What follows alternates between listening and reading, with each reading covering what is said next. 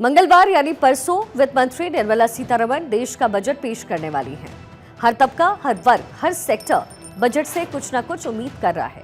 Budget से पहले भारत 24 आपके लिए लेकर आया है खास शो बजट एडवाइजर्स, जहां अलग अलग क्षेत्रों के मंझे हुए एक्सपर्ट्स बताते हैं कि बजट कैसा होना चाहिए। तो आज हम बात करेंगे सबसे जमीनी मुद्दे की, शिक्षा और स्वास्थ्य की। कहते हैं कि शिक्षित और स्वस्थ समाज ही सशक्त राष्ट्र का निर्माण कर सकता है। आने वाले बजट में सरकार को इन दो क्षेत्रों में कैसे क्रांतिकारी बदलाव करने चाहिए, ये बताएंगे भारत 24 के बजट एडवाइजर्स। तो चलिए हेल्थ और एजुकेशन को लेकर के जानते हैं बजट एडवाइजर्स की क्या है राय।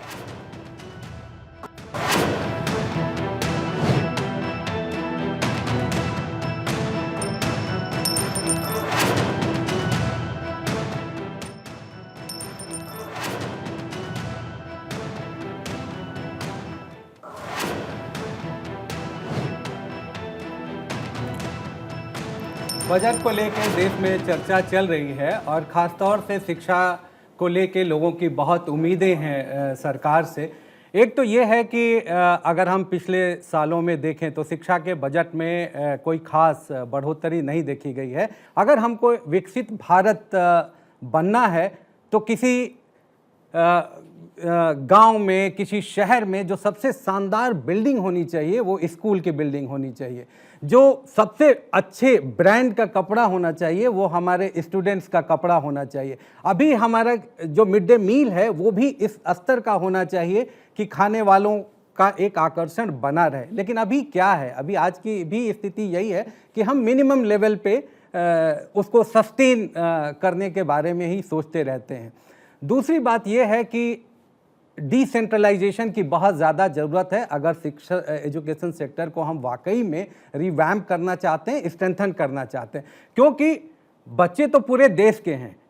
किस स्टेट में किसकी सरकार है, किसकी नहीं है, सेंटर में किसकी है, किसकी नहीं है। एजुकेशन पॉलिसीज़ तो एक लीनियर फॉर्म में चलना चाहिए, क्योंकि सरकारें तो बदलती रहेंगी, आती रहेंगी, जाती रहेंगी, लेकिन देश के बच्चे तो इसी की पूंजी हैं, इसी देश की पूंजी हैं, इसी देश के मानव संसाधन बनेंगे, इसी देश की इकोनॉमी में कंट्रीब्यूट करेंगे। जब NEP 2020 लॉन्च किया गया तब भी ये कहा गया कि शिक्षा के लिए 6% GDP का दिया जाएगा, लेकिन उसके बाद भी वो फलीभूत होता नहीं दिखा। और अभी भी जो शिक्षा का बजट है, ओवरऑल बजट, वो GDP के 3% से अधिक नहीं है। उसमें भी अगर हम स्पेसिफिकली अगर रिसर्च की बात करें तो NEP 2020 में भी रिसर्च फाउंडेशन की बात कही गई और उसके लिए 50,000 करोड़ रुपए देने की बात कही गई थी। लेकिन अभी भी अगर आप देखें तो रिसर्च का जो बजट है वो 0.71% से अधिक नहीं है। अगर आप पिछले सालों के डेटा उठा के देख लीजिए तो सरकारी स्कूल लगातार बंद हो रहे हैं, प्राइवेट स्कूल लगातार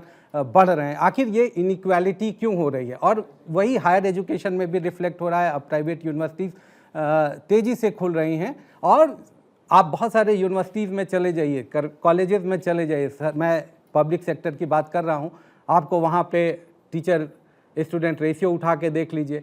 मैंने ऐसे कॉलेज इस देश में देखा है जहाँ 2000 छात्रों पे मात्र 4 परमानेंट टीचर हैं, 3 कॉन्ट्रैक्चुअल टीचर हैं। दूसरी बात है कि जो फंडिंग बेस्ड प्रोजेक्ट्स चलते हैं, तो अब वर्ल्ड बैंक या किसी की भी फंडिंग से एक प्रोजेक्ट शुरू होता है, वो चलता है, लेकिन फिर जैसे ही फंडिंग खत्म होती है वो प्रोजेक्ट रुक जाता है। ये सब बहुत सिग्निफिकेंट डायमेंशंस हैं एजुकेशन के, तो उसकी कंटिन्यूटी कैसे होगी? अब दूसरी एक बड़ी समस्या इस देश में ये है कि हमारे पास बीटेक हैं, लेकिन इंजीनियर कितने हैं वाकई में? हमारे पास बीएड के इतने सारे संस्थान और इतने सारे बीएड ग्रेजुएट्स हैं, बट वाकई में टीचर्स कितने हम बना रहे हैं? और कैसे चल रहे हैं ये सब संस्थान? क्यों नहीं वाइस चांसलर जो हैं किसी भी यूनिवर्सिटी के, उनका 360 इवैल्यूएशन होना चाहिए, जिसमें वहाँ के स्टूडेंट भी अपना फीडबैक दें, वहाँ के टीचर्स भी अपना फीडबैक दें। जयराम जी की मैं प्रोफेसर खांडल भारत 24 का धन्यवाद देता हूँ कि आपने आज मुझे बुलाया और मुझे बहुत अच्छा लग रहा है अपने विचार व्यक्त करते हुए कि शिक्षा के लिए क्या होना चाहिए। मेरे विचार से बजट प्रतिवर्ष आता है और बजट में कुछ ना कुछ अलोकेशन होता है, कुछ परसेंटेज GDP का अलोकेट करते हैं शिक्षा के लिए। मेरा थोड़ा सा भिन्न मानना है। मेरा ये मानना है कि ये बजट चूँकि पहला बजट है मोदी जी का 3.0 का, तो ये एक डायरेक्शन लेने वाला बजट होना चाहिए। तो जब मैं कहता हूँ कि एक दिशा दे ये शिक्षा को, तो उसके 3-4 पहलू हैं जिसकी ओर मैं सरकार का ध्यान इंगित करना चाहता हूँ। पहला ये कि राष्ट्रीय शिक्षा नीति मोदी जी लेके आए, ट्रांसफॉर्मेशनल है और बहुत श्रेष्ठ शिक्षा नीति है, लेकिन 4 वर्ष के बाद भी हम अभी भी स्ट्रगल कर रहे हैं उसको लागू करने में। हमारे इंजीनियरिंग कॉलेजेस बंद हो रहे हैं। In the last 10 years there are hundreds of engineering college institutes which have been close down. अच्छा, ऑन द अदर साइड हम क्या करते हैं, हर बजट में नए नए IIT खोल देते हैं। तो मेरा सरकार से ये निवेदन है कि ये IIT खोलने का जो इनके जो कार्यक्रम होते हैं, इस पे थोड़ा सा लगाम लगाएं। जब एक IIT नया खुलता है तो होता क्या है कि वो जो एग्जिस्टिंग IIT है उसको उसका मेंटर बना देते हैं। एग्जिस्टिंग IIT के पास अपने ही टीचर्स नहीं होते हैं पूरे, वो उसकी मेंटरिंग करने लगता है। इसके अतिरिक्त क्या होता है, जब IIT नया खुलता है तो नए कोचिंग इंस्टीट्यूट्स स्प्रिंग अप हो जाते हैं। नई शिक्षा नीति ये कहती है कि हमारी शिक्षा ऐसी हो जिसमें कोचिंग की आवश्यकता ही ना हो। फोकस इस बात पे हो कि हम अधिक से अधिक बच्चों को हायर डिग्री में एडमिशन लेने के लिए प्रेरित करें। 25 लाख बच्चे बैठते हैं, सीट्स हैं 1 लाख। नीट में आप देखिए, JEE में 15 लाख बच्चे बैठते हैं, सीट्स हैं 50,000। 15 लाख इंजीनियर हम प्रोड्यूस करते हैं प्राइवेट इंस्टीट्यूट से, लेकिन जो गवर्नमेंट इंस्टीट्यूट से IIT NIT उससे हम 50,000 करते हैं। लेकिन जब फंड की बात आती है तो 90% of the fund goes to those institutes where only 50,000 students are produced, only central universities are given the grants. और मोदी जी से ही हमको आशा है, मोदी जी ही ये कर सकते हैं। इसीलिए मैं ये बातें उठाने के लिए आज यहाँ आया हूँ कि थोड़ा डिफरेंट करें। जो रूटीन कुछ पैसा बढ़ा दिया, कुछ नए IIT, इससे शिक्षा नीति, ये जो शिक्षा को लाभ नहीं होने वाला है। आप देखिए, आपने NTA स्थापित किया 2017 में किया, ऑलमोस्ट 3 साल पहले जब ये आपका नई शिक्षा नीति आई। नई शिक्षा नीति में लिखा है कि कोई भी कोचिंग से बच्चे ना आए कंपटीशन के लिए, लेकिन जैसे ही NTA आया कोचिंग इंस्टीट्यूट्स की संख्या बढ़ गई। आज का बच्चा अध्यापक बनना ही नहीं चाहता। आप पूछिए उससे क्या बनना चाहता है, वो IAS बनना चाहता है, वो फॉरेस्ट ऑफिसर, बैंक ऑफिसर, वो ये नहीं कहता मुझे टीचर बनना है। क्यों? क्योंकि टीचर का कोई भविष्य ही नहीं है। तो मेरे विचार से सरकार को एक ऐसी स्कीम लानी चाहिए जैसे IAS, revenue services, railway services, ऐसे ही टीचिंग सर्विसेज इंट्रोड्यूस करनी चाहिए, जिससे बच्चा 10वीं से ही कहने लगे कि मुझे टीचर बनना है। तो मेरे ये विचार हैं। और हेल्थ के लिए मैं निवेदन करता हूँ कि हमारे कुलीग डॉक्टर चावला जी बताएंगे कि उनके क्या विचार हैं हेल्थ के ऊपर। मेरा नाम डॉक्टर नरेश चावला है। मैं दिल्ली मेडिकल काउंसिल का वाइस प्रेसिडेंट हूँ।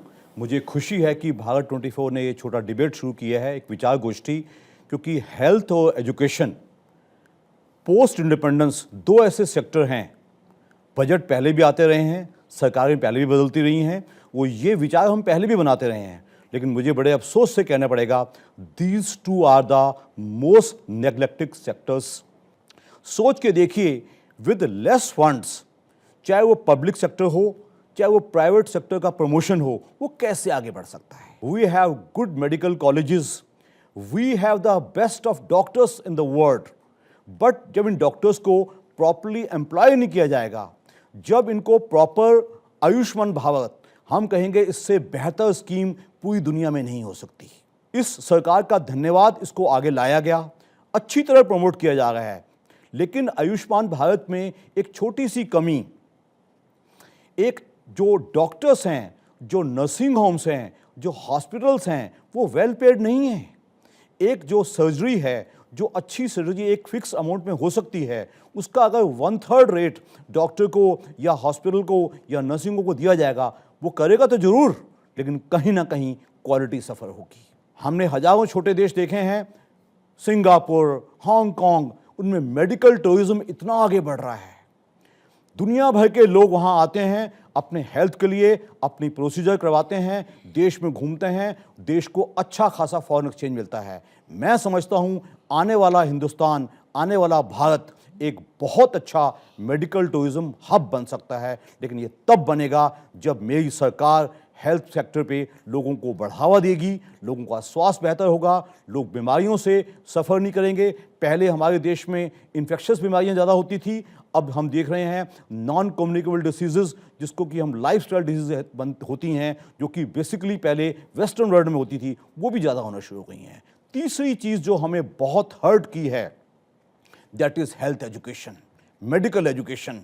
नीट का जो फियास्को हुआ है वो हमने अपनी आंखों से देखा है। उससे जो हमारे डॉक्टर्स हैं, मेडिकल पीपल हैं, वो बहुत हर्ट फील किए हैं।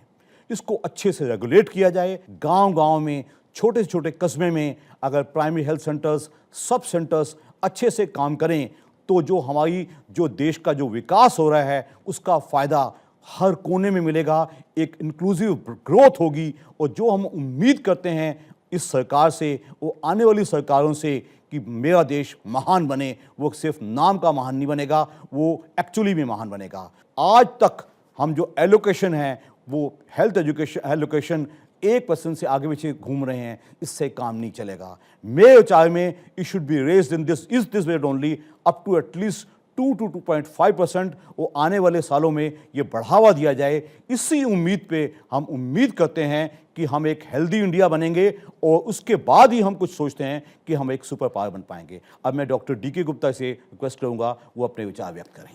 थैंक यू सो मच और थैंक यू 12/24 हमारे सीनियर पैनलिस्ट। तो पहले मैं कुछ डाटा बताऊंगा जिसके बेस पे हम समझ सकते हैं कि करंट हमारे हेल्थ केयर सिस्टम की क्या हालत है। हमारी जो पॉपुलेशन है 1.4 बिलियन है, मतलब 140 करोड़ की पॉपुलेशन है। हम लोग डेवलपिंग कंट्रीज़ हैं और 2047 की बात करें कि हम डेवलप्ड कंट्री बन जाएंगे। आइडली क्या होना चाहिए कि एक डेवलपिंग कंट्री भी अपनी GDP का 5% WHO के अनुसार अपने हेल्थ केयर पे खर्च करता है। ब्रिक्स कंट्री में इंडिया को छोड़ के सारे 5% खर्च करते हैं। डेवलप्ड कंट्री 10 से लेकर 15 में 18% तक अपनी स्वास्थ्य पे खर्च करते हैं।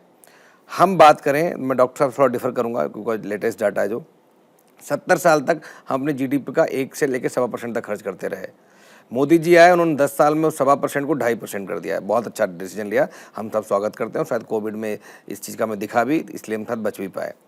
बट अभी भी 2.5 से 5% करने की ज़रूरत है, बल्कि और ज़्यादा करने की ज़रूरत है। बट एटलीस्ट 2.5 से 5% करना तुरंत आवश्यकता है।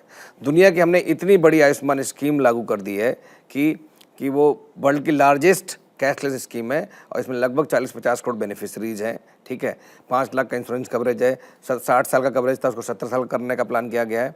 उसको 5 लाख को 10 लाख का प्लान कर रहे हैं। बट कहीं ना कहीं जो सर्विस प्रोवाइडर है, जैसे डॉक्टर साहब ने बोला, हॉस्पिटल है, नर्सिंग होम्स हैं, अगर उनको से आपको क्वालिटी हेल्थ केयर सर्विसेज की उम्मीद है तो उनको ठीक से पे करना पड़ेगा। बिकॉज हेल्थ केयर में जो इन्वेस्टर है वो डॉक्टर नहीं है, हम लोग नहीं है। अब बात करते हैं कि जो डॉक्टर के जो कमी है वो रफली 1 मिलियन डॉक्टर, मतलब 10 लाख की डॉक्टर की, फिजिशियन की, जो एलोपैथ डॉक्टर्स की अभी भी कमी है।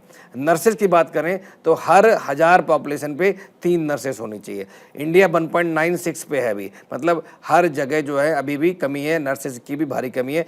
लास्ट बजट में नर्सिंग कॉलेजेस कई सारे खोले गए, कई सारे अनाउंसमेंट हुए, तो मुझे उम्मीद है कि वो खुल गए होंगे या खुलने वाले होंगे और नए नर्सिंग कॉलेज का अनाउंसमेंट होगा। अब बात करते हैं तीसरी बेड्स की, जिसको बिकॉज कोविड में भारी संख्या में कमी हुई थी हमारे बेड्स की, खास करके ICU बेड्स की। ICU बेड तो अभी भी बहुत संख्या में कम है। बट नॉर्मल बेड की बात करें तो हर 1000 की पॉपुलेशन पे 3 बेड चाहिए होते हैं, जो अभी हम 1 के आसपास, मतलब हर 1000 पॉपुलेशन पे 2 बेड और चाहिए। मतलब ओवरऑल पूरे भारतवर्ष की बात करते हैं तो हमें 2.4 मिलियन, मतलब लगभग 25 लाख बेड और चाहिए। तो कहीं ना कहीं ये भारी भरकम कमी दिख रही है। और जो डाटा आपको अच्छा भी दिख रहा है ना, एक्चुअली कमी सही नहीं है। अगर सही से परसीव करोगे, ये जितना मैंने डाटा बताया, जितने डॉक्टर हैं, जितनी नर्सेस हैं, जितने बेड्स हैं, जितने हॉस्पिटल हैं, ये सारे कन्फाइंड हैं। 70% जो है वो सिर्फ Tier 1 बड़े शहरों में कन्फाइंड है और पॉपुलेशन वहाँ 30% रहती है। मतलब यहाँ का रेशो तो बहुत अच्छा है, जो बड़े शहर हैं, दिल्ली है, मुंबई है, चेन्नई है, हैदराबाद है, लखनऊ है। बट जैसे ही आप Tier 2 Tier 3 में जाते हैं, Tier 4 में जाते हैं, जहाँ पे 70% आबादी रहती है, वहाँ पे जो हमारा हेल्थ केयर का ढांचा जो इंफ्रास्ट्रक्चर है वो लगभग 30% है। मतलब 70% लोग वहाँ रहते हैं और 70% जो सुविधाएं हैं वो शहरों में है। 70% जो इंफ्रास्ट्रक्चर, बेड, नर्सिंग स्टाफ जो गाँव में चाहिए वो शहरों में। तो ये पैराडॉक्स है, इस पैराडॉक्स को फिल करने की जरूरत है। इसके लिए बड़ा विजन चाहिए सरकार को।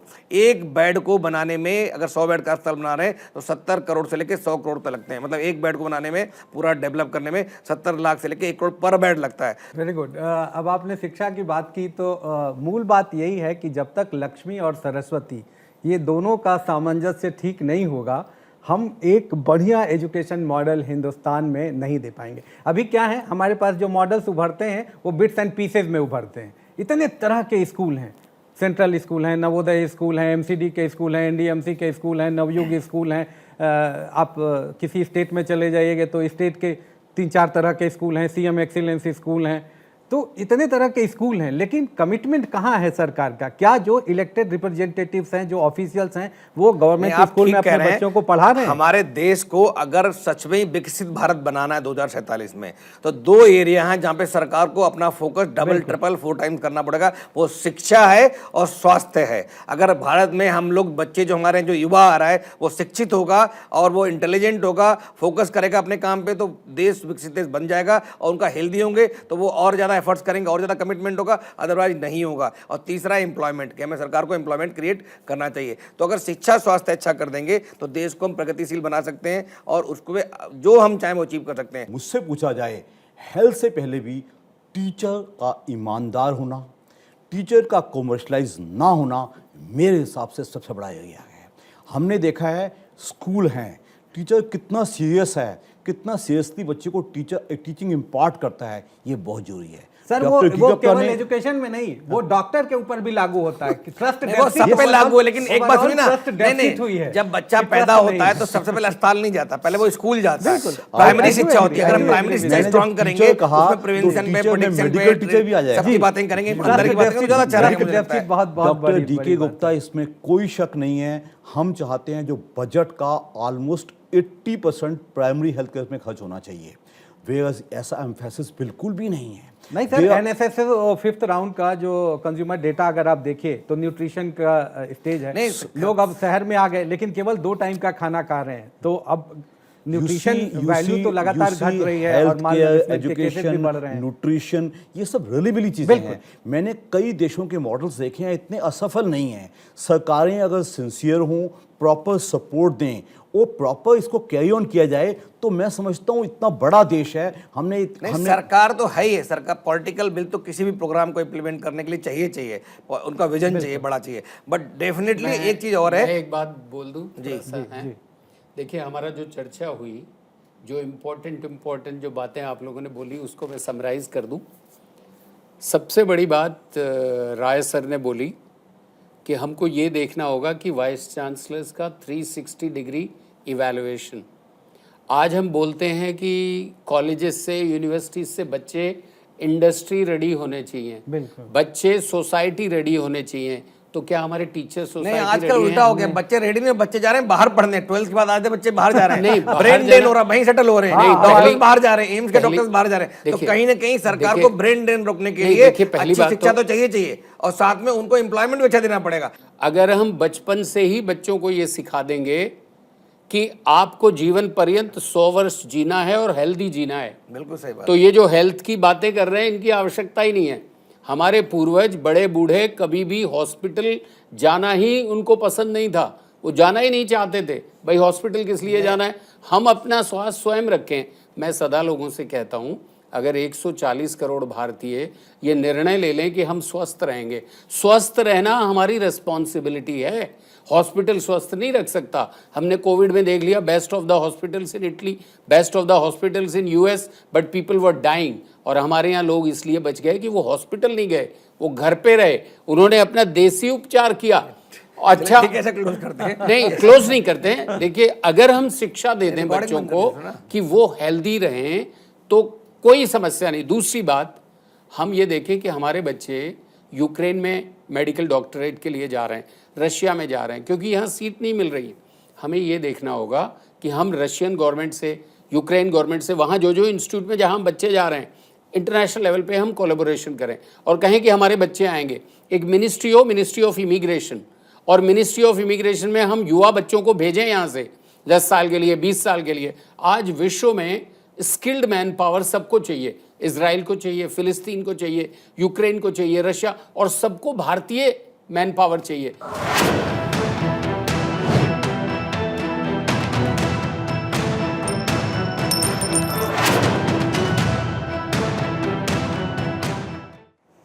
प्राइमरी एजुकेशन और प्राइमरी हेल्थ सिस्टम को दुरुस्त किए बगैर हम विकसित भारत की कल्पना नहीं कर सकते हैं। हालांकि इस दिशा में कई क्रांतिकारी कदम जरूर उठाए गए हैं, लेकिन मंजिल अभी भी दूर है। बजट एडवाइजर्स की चर्चा में भी कुछ ऐसी ही बात निकलकर सामने आई। वित्त मंत्री कैसा बजट पेश करने वाली है, ये तो मंगलवार को पता चलेगा, लेकिन भारत 24 के इस खास कार्यक्रम के जरिए कई सुझाव सामने जरूर आए। चलिए अब एक नजर डालते हैं चर्चा के निष्कर्ष पर। आखिर निष्कर्ष क्या रहा? शिक्षण संस्थाओं को बंद होने से रोके, पूरी तरीके से लागू हो नई शिक्षा नीति। लक्ष्मी और सरस्वती का तालमेल बहुत जरूरी है। शिक्षा के क्षेत्र में बजट बढ़ाने की जरूरत है। शिक्षण संस्थानों को सपोर्ट करे सरकार। शिक्षा अच्छी होगी तो रोजगार मिलेंगे। विश्व स्तरीय शिक्षा से ही बनेंगे विश्व गुरु हम। डिफेंस की तरह हेल्थ में भी आत्मनिर्भर आधुनिक हेल्थ मशीनें देश में ही बने। शिक्षा और हेल्थ सेक्टर में काफी रोजगार हो। हेल्थ सेक्टर का बजट बढ़ाने की जरूरत है। WHO के मानकों के मुताबिक हो बजट। GDP का कम से कम 5% हो हेल्थ बजट। छोटे शहरों में स्वास्थ्य सेवाएं बेहतर हो। डॉक्टरों और शिक्षकों की सुरक्षा पर ध्यान दिया जाए। स्कूल अस्पताल पर हमलों को रोका जाए। ये निष्कर्ष निकलता है। अच्छी शिक्षा, अच्छा स्वास्थ्य और बेहतर भविष्य।